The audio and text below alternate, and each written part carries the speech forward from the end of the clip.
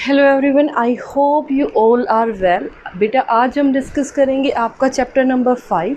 Chapter number 5 आपका start करने से पहले कुछ बेसिक टर्म्स हैं जिनके बारे में आप पहले पढ़ चुके हो और पता होना भी ज़रूरी है। देखो बेटा कैसे, चैप्टर नंबर 5 का नाम क्या है बेटा आपका? Data handling. डाटा हैंडलिंग में आपने पहले पढ़ा frequency. What do you mean by frequency?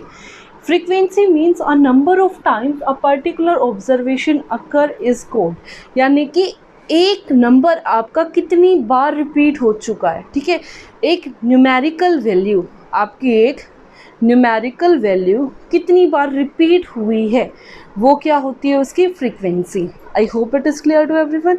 तो आगे देखो क्या पढ़ा है आपने, frequency distribution table. Frequency distribution table क्या होती है बेटा? एक ऐसे distribution of frequency of various observation is in the form of table. जब मैं फ्रीक्वेंसी की डिस्ट्रीब्यूशन को, एक तो आप ऐसे लिखते हो लाइन में, ठीक है, इसको तो मैं कुछ नाम नहीं देती, लेकिन अगर इसको टेबल के फॉर्म में लिख देते हो, ठीक है, इसको कैसे लिख देते हो? टेबल की फॉर्म में। जैसे यहाँ पे ये है 20 इज एन ऑब्जर्वेशन, ठीक है, 20 ऑब्जर्वेशन कितनी बार रिपीट हुई है? 1 2 3, ठीक है। तो ये टेबल की फॉर्म में ऐसे बनाते हो ना, this is your tally marks, ठीक है। यहाँ से देखो नेक्स्ट 30 कितनी बार रिपीट हुआ है बेटा? 1 2 टाइम, ये आपके टेली मार्क्स। 25 कितनी बार रिपीट हुआ है? 4 टाइम्स, तो ये हो गए आपके टेली मार्क्स, ठीक है। तो आप ऐसे टेबल बनाते हो ना, this is called your frequency table और frequency distribution table. I hope it is clear to everyone कि फ्रीक्वेंसी क्या होती है। फ्रीक्वेंसी होती है एक number of time that particular number is repeated, यानी कि एक पर्टिकुलर नंबर कितनी बार रिपीट हुआ है, this is called the frequency of that number, right. After that frequency distribution means आप फ्रीक्वेंसीज को एक टेबुलर फॉर्म में लिख देते हो ताकि आपके लिए ईजिली हो जाए वो पढ़ना। अब ऐसे पढ़ रहे हो तो ये डिफ़िकल्ट हो जाता है। टेबल की फॉर्म में क्या होता है, आपको देखते ही पता चल जाएगा कि 20 कितने टाइम्स आया, 30 कितने टाइम्स आया, ठीक है। तो उसको क्या बोलते हैं? फ्रीक्वेंसी टेबल और फ्रीक्वेंसी डिस्ट्रीब्यूशन टेबल। नेक्स्ट देखो बेटा, हम क्या डिस्कस करेंगे? आपका पिक्टोग्राफ, उसके बारे में भी आप पढ़ चुके हो पहले।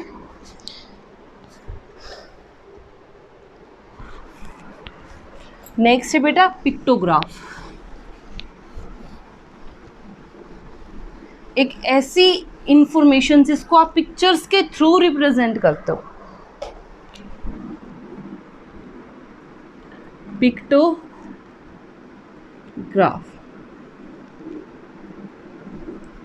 व्हेन वी, बहुत सिंपल लैंग्वेज में हम लिखेंगे, when we represent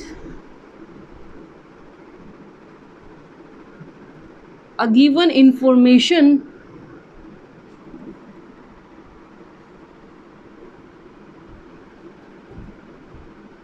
through pictures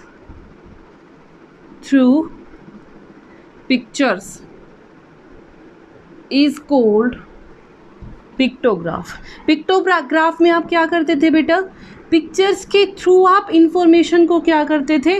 release करते थे। जैसे आपके पास 2 एक नंबर है तो 2 पिक्चर्स हमने बनाई, ठीक है, तो उसके बाद आता था दिस इज योर पिक्टोग्राफ। ऐसे ही शो करते थे कोई ना कोई पिक्चर लेके कि मंडे अगर आपकी इतनी, मान लो मंडे आपको, मंडे गए, आपको स्कूल में आपके होमवर्क के लिए कितने स्टार मिले? 2। ट्यूसडे गए, ट्यूसडे आपको कितने स्टार मिले? 1, ठीक है। उसके बाद वेडनेसडे गए, वेडनेसडे कितने स्टार मिले? 5, ठीक है। जब आप किसी पिक्चर के थ्रू डाटा को क्या करते हो? रिप्रेजेंट करते हो, this is called your pictograph, right. After that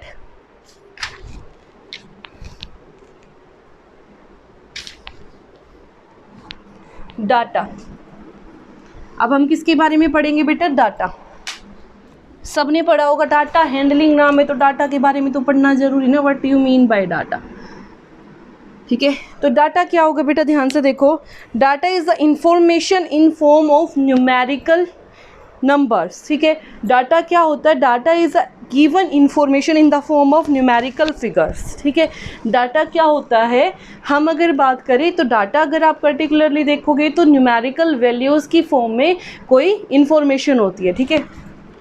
information in the form of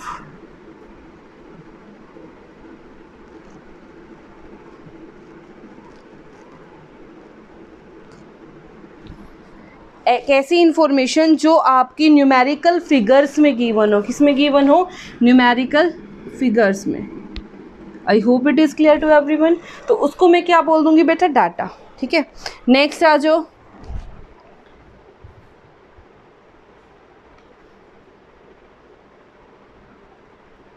अगर इसकी पूरी और बात करूं, इसके बारे में मैं और बात करूं तो क्या हो जाएगा बेटा? Data is information which given in the form of numerical figures in which by which we make a decision. हम ये डिसीजन लेते हैं, जैसे हमने डाटा यानी कि आजकल चली हुई है बेटा कि हर घर में जाके देखा जा रहा है कि किसको खांसी है, किसी को जुकाम तो नहीं है, पूछने के लिए आते होंगे। तो वो क्या करें? एक तरीके से सर्वे कर रहे हैं, डाटा कलेक्ट कर रहे हैं। डाटा कैसे कलेक्ट कर रहे हैं? न्यूमेरिकल वैल्यूज़ में कि हाँ इतने बंदे इस घर में थे, इस इतने में से इतने बंदों को खांसी है या इतने बंदों को जुकाम है, व्हाटएवर जो भी है। ठीक है, तो वो क्या है? एक ऐसा डाटा कलेक्ट कर रहे हैं न्यूमेरिकल वैल्यूज़ की फॉर्म है। न्यूमेरिकल वैल्यूज़ 1 को है, 2 को है, 3 को है, 4 को है। ठीक है, इस तरीके से कलेक्ट करें ताकि हम कोई डिसीजन पे पहुंच पाए कि टोटल हमारे पास कितना हो गया। ठीक है, तो वो सारी चीज़ें क्या होती है बेटा? Data, information in the form of numerical values which is used to find out things, which is used to find out things, जो कि यूज़ होती है क्या? चीज़ों को फाइंड आउट करने के लिए। And to make decision is called, मतलब क्या, क्यों कर रहे हैं हम डाटा कलेक्ट? ताकि हमें पता चले कि कहाँ तक हमारा जो कोविड-19 है कहाँ तक पहुँच गया, कितने लोगों तक पहुँच गया। ठीक है, तो वो क्या कह रहे हैं? इन्फॉर्मेशन क्या है? Is a numerical value which is used to find out the things and to make decisions, ताकि हम डिसीजन ले सकते। तो डिसीजन इज कोल्ड डाटा। ठीक है, इज कोल्ड डाटा। ठीक है, एक आपने वर्ड पढ़ा होगा बेटा, ये थी आपकी 2 डेफिनेशन। अब आ जाओ नेक्स्ट डेफिनेशन पे। नेक्स्ट डेफिनेशन क्या है आपकी? रो डाटा। रो डाटा क्या होता है?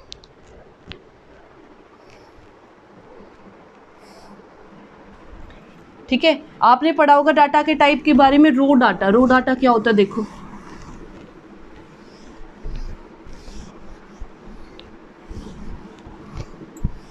अब हम किसके बारे में पढ़ेंगे? रो डाटा, एक ऐसा डाटा जो कि कलेक्ट किया जाता है और एज इट इज़ रख दिया जाता है। ठीक है, क्या लिखोगे? एक ऐसा डाटा जो कि कलेक्ट कर दिया जाता है और बिना किसी अरेंजमेंट के ऐसे ही रख दिया जाता है। ठीक है, एक तो होता है आप उसको तरीके से अरेंज करके रखो, जैसे आपने किया स्कूल में, आपके पास नोटबुक्स आई बहुत सारी, जैसे अभी आप हॉलीडे होमवर्क टास्क किया, फिर ऐसे नोटबुक्स दे के आ रहे हो रिसेप्शन पे। ठीक है, तो वो एक तरीके से डाटा है। डाटा क्या किया? वो उठाया और हमें नहीं पता कौन सी क्लास का क्या, इकट्ठा करके रख दिया बिना किसी इन्फॉर्मेशन की। बेटा ये हिंदी है, ये इंग्लिश है, ये इस क्लास से बिलोंग करता है, without any information. This is called raw data.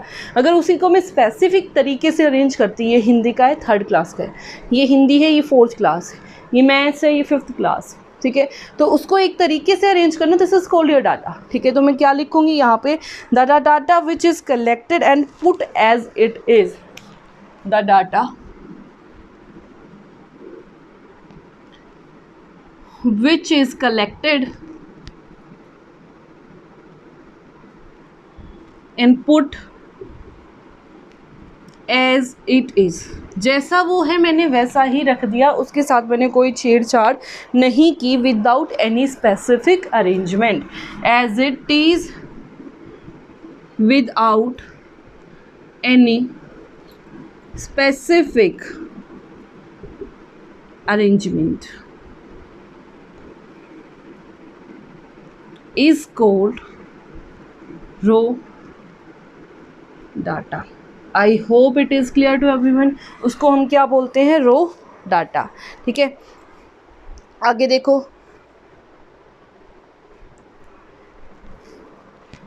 अब आप इसी के अंदर पढ़ोगे ऑब्जर्वेशन। क्या पढ़ोगे? ऑब्जर्वेशन, एक वर्ड आया है ऑब्जर्वेशन, जो इस डाटा के अंदर एंट्री होती चली जाती है। This is called your observation.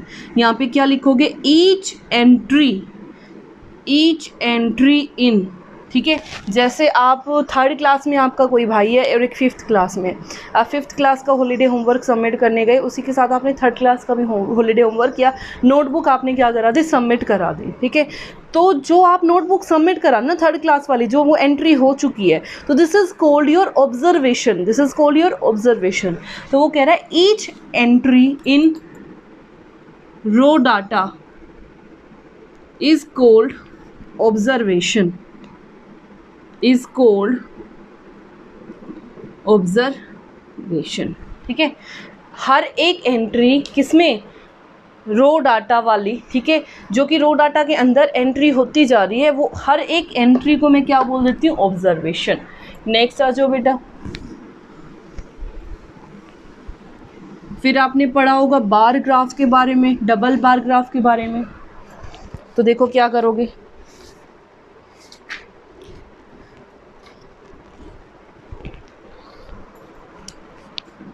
Bar graph, bar graph क्या होती है बेटा, ए पिक्टोरियल रिप्रेजेंटेशन, पिक्चर्स के थ्रू, रेक्टेंगल पिक्चर बनाते हो ना, उसी के थ्रू रिप्रेजेंट करते हो। तो a pictorial representation, a pictorial representation of numerical figures, numerical figures, एक पिक्टोरियल रिप्रेजेंटेशन बेटा किसकी, न्यूमेरिकल फिगर्स की, by a number of rectangular bars, by a number of, जो आपने काम किया वही लिख रही हूँ, by a number of rectangular bars with equal breadth, with equal width, with equal spacing between them, ठीक है, with equal width and with equal spacing between them। आप यही करते थे ना बार ग्राफ में बेटा। देखो यहाँ से इतना गैप, टोटल यही है तो इतना ही लेते थे, ठीक है। अब इन दोनों के बीच भी सेम गैप रहता था, फिर अगला रेक्टेंगल बनाते थे, ये वाला सेम गैप और सेम गैप वाला फिर अलग रेक्टेंगल, ठीक है। तो उसने क्या बोला, पिक्टोरियल रिप्रेजेंटेशन किसकी, न्यूमेरिकल फिगर्स की, किसके थ्रू रिप्रेजेंट करते थे, रेक्टेंगुलर बार्स के थ्रू।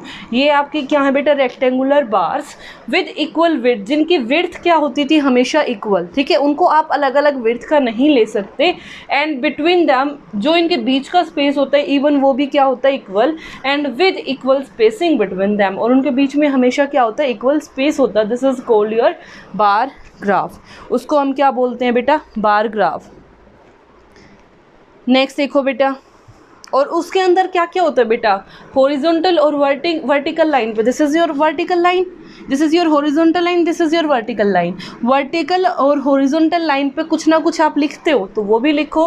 क्या लिखोगे यहाँ पे, एंड हैविंग, उसके बाद क्या लिखोगे, and includes horizontal and vertical scale, and including horizontal and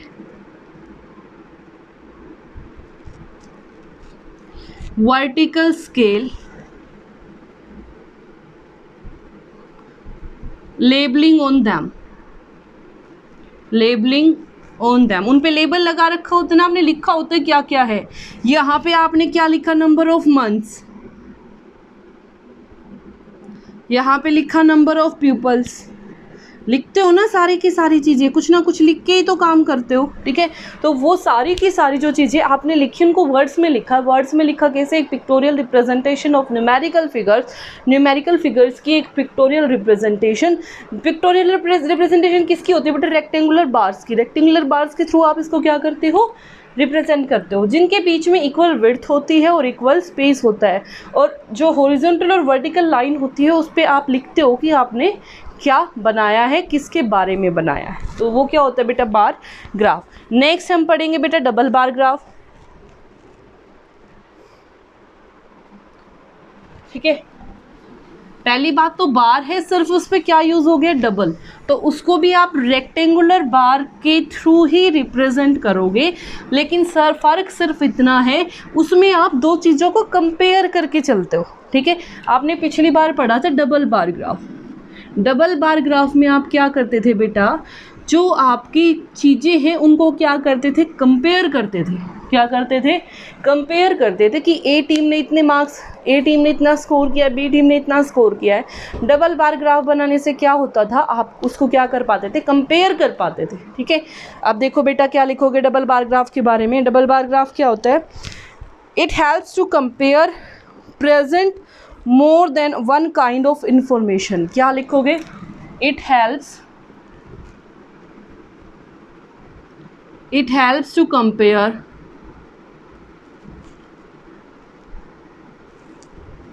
two or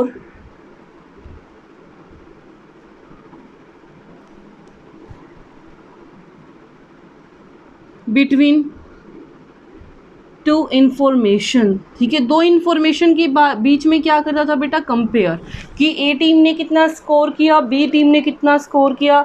same काम आप लोग करते थे। अगर आपके पास दो टीम है, मान लो फर्स्ट ने इतना स्कोर किया तो सेकंड ने कितना स्कोर किया, एक ही टाइम पे। ठीक है, ये टाइम है सेम फर्स्ट गेम में, सेकंड टीम ये आपका ए है, ये आपका बी है। क्या करते थे, कंपेयर करते थे, आपको पता चल जाएगा ए ने इतना किया, बी ने इतना किया। ठीक है, this is called your double bar graph. ठीक है, अब आ जाओ नेक्स्ट जो हम आपका नया स्टार्ट करेंगे, this is called your histogram. Next हम क्या स्टार्ट करेंगे बेटा, हिस्टोग्राम। देखो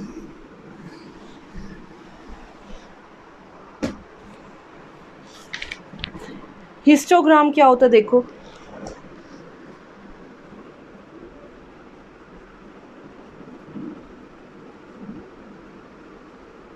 बस फ़र्क इतना होता है बेटा हिस्टोग्राम और बार ग्राफ में।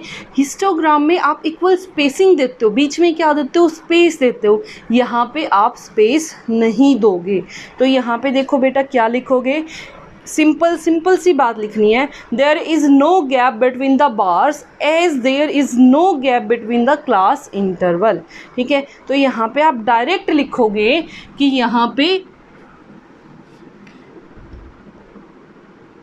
in this type of graph, in this type of graph,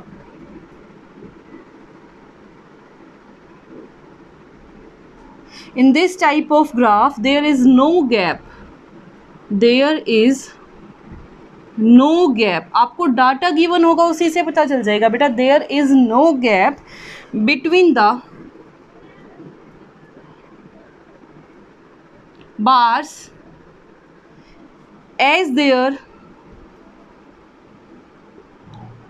no gap between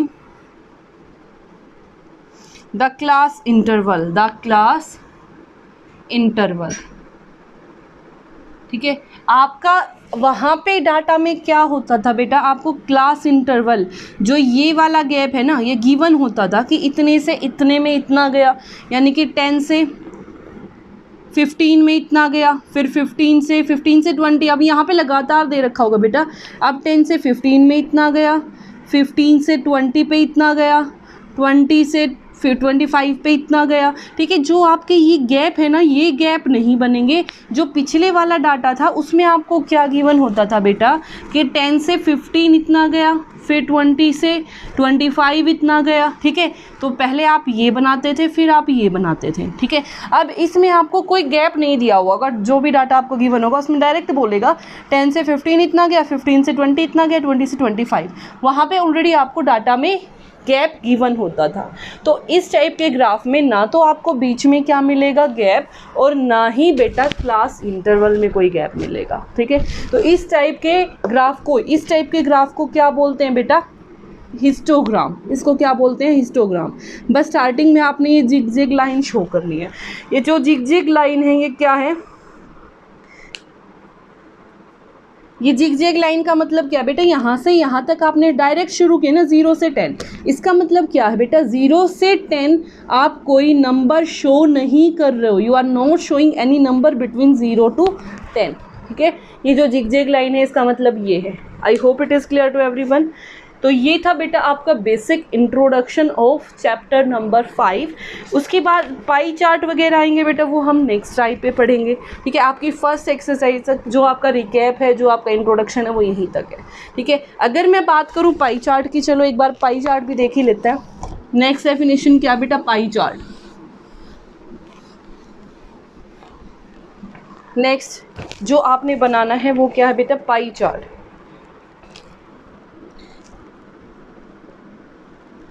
pie chart और you can say circle graph या फिर सर्कल ग्राफ। जैसा आपको नाम से पता चल रहा है, एक ऐसी रिप्रेजेंटेशन जिसको आप किस में शो करते हो, सर्कल में, जिसको आप किस में शो करते हो, सर्कल में, ठीक है। तो वो क्या होगी बेटा, वो क्या होगी आपकी पाई चार्ट और सर्कल ग्राफ, ठीक है, सर्कल ग्राफ। फॉर एग्जाम्पल आप डाटा देते हो, जैसे आपने सर्कल बनाया, ठीक है, तो सर्कल में